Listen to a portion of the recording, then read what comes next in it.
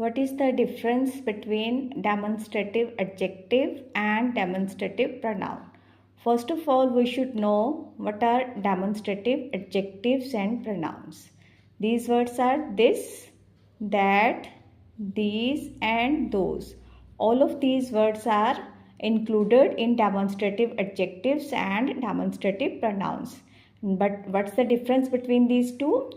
In demonstrative adjectives, there is a noun immediately after this, that, these and those.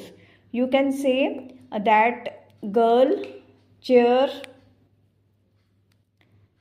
people and pens.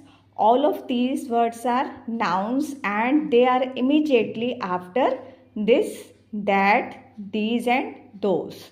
So all of these are demonstrative adjectives. And in case of demonstrative pronouns, there is a verb after this, that, these and those.